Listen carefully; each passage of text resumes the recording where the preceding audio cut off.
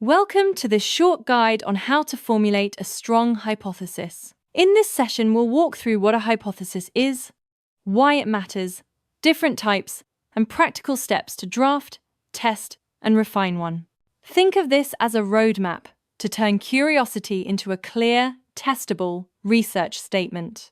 This slide outlines the flow we'll follow, starting with the basics of hypotheses, moving to characteristics of strong ones, steps for formulation, variables, common pitfalls, testing approaches, and practical examples across disciplines.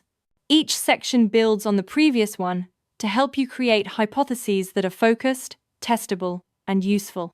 A hypothesis is essentially a foundational, predictive statement that connects variables and guides research.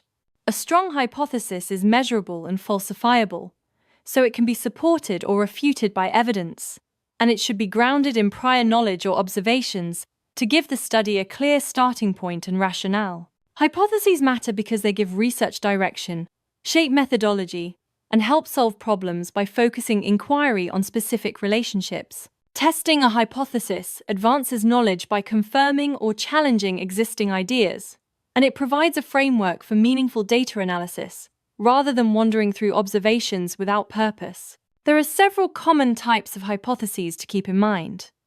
The null hypothesis proposes no relationship. The alternative suggests a meaningful effect. Directional hypotheses predict the direction of change, and non-directional hypotheses indicate a relationship without specifying its nature. Choose the type that matches your research, question, and testing plan. Testability is crucial for any hypothesis. A measurable hypothesis allows experiments or observations to produce clear outcomes, should reference existing evidence where possible, and must be falsifiable so that rigorous testing can demonstrate whether the idea holds up or needs revision under scrutiny. Specificity helps make hypotheses practical and testable. Define clear, independent, and dependent variables. Keep the focus narrow enough to avoid ambiguity, and articulate expected outcomes, so predictions are concrete rather than vague, which makes experiments simpler to design and results easier to interpret. Simplicity keeps a hypothesis useful and efficient. Aim for logical clarity so the idea can be understood without excessive explanation. Minimize unnecessary assumptions that complicate analysis, and favor concise formulations that enable efficient testing and conserve time and resources during research. Start hypothesis work by clearly identifying the research problem. Define the core question you want to answer, ensure it is relevant to current knowledge gaps, and check feasibility so the inquiry fits available time, resources, and methods. A well-scoped problem makes hypothesis formulation much more straightforward. Gathering background information is the next essential step. Conduct a thorough literature review to learn existing findings. Consult experts to refine your perspective, and identify key variables and trends that emerge from prior research so your hypothesis builds on, rather than repeats, what is already known. When drafting an initial hypothesis, focus on statement clarity by expressing a precise, testable prediction. Specify the independent and dependent variables to outline the expected cause and effect, and ensure testability so empirical analysis can support or refute your claim based on measurable data. Independent variables are the factors you manipulate or compare in an experiment to observe their effect. Be explicit about their definition. Use concrete examples to clarify how different levels are operationalized, and design your experiment so the independent variable isolates the relationship you intend to test. Dependent variables are the outcomes you measure to assess the effect of the independent variable. Define the response clearly, give examples that show how it will be quantified, and emphasize measurement precision to ensure your results are reliable and comparable across different observations or trials. Controlled variables are the conditions you keep constant to prevent confounding effects. Describe which factors will be held steady, provide examples relevant to your study such as soil type or temperature in a plant experiment, and stress their importance in making sure observed effects are due to the independent variable alone. It helps to distinguish hypotheses from predictions. A hypothesis is a broader, testable statement that guides research, while a prediction is a specific expected outcome if the hypothesis is correct. The hypothesis frames the inquiry, and the prediction narrows down what you expect to observe during testing. To clarify the difference with an example, a hypothesis might suggest that increased study time links to better performance, while a prediction would state that an extra hour of study per day will raise exam scores by a certain percentage. Use hypotheses for framing and predictions for precise, testable expectations. Choose when to use hypotheses versus predictions based on your research stage. Use hypotheses during initial planning to set the study's scope. Develop specific predictions immediately before experiments to guide measurements, and apply both in exploratory or confirmatory work, depending on how measurable the outcomes are. Avoid ambiguous language in hypotheses.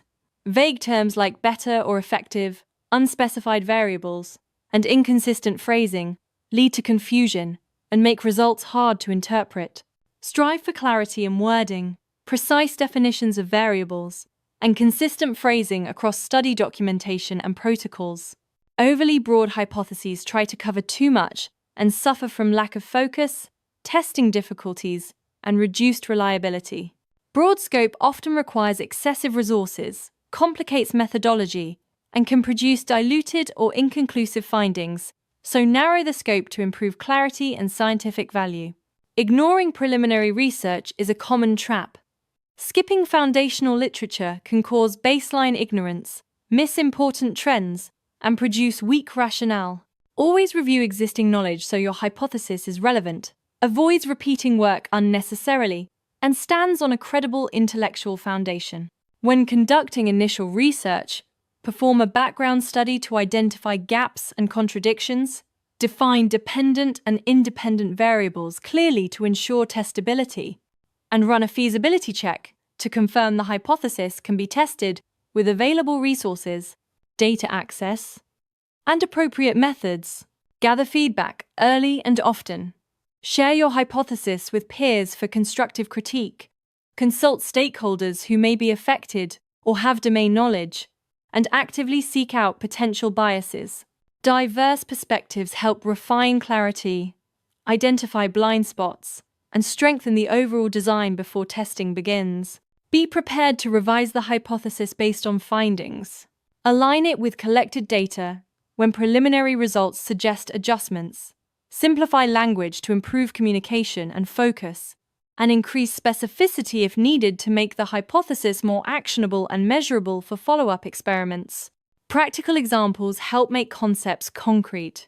In social science research, you might hypothesize that exposure to pro-environmental norms increases recycling, or that interactive teaching methods boost academic performance compared to traditional lectures. Examples illustrate how hypotheses translate into testable studies. In biotechnology studies, hypotheses can range from genetic modification, increasing crop yields under stress, to engineered microbes breaking down plastic faster than natural strains, or a genetic marker improving drug efficacy. These examples show how hypotheses guide experiments in technical fields and suggest measurable variables. For environmental impact analysis, a clear hypothesis could examine how industrial expansion affects local air quality and biodiversity. Define research variables like pollutant concentrations and species diversity, and state expected outcomes, such as measurable environmental degradation, linked to increased industrial activity. Thanks for watching and exploring how to build strong hypotheses. Remember that clarity, testability, specificity, and grounding in prior research are the keys to meaningful scientific inquiry, and that revisions based on evidence are a normal part of the research process.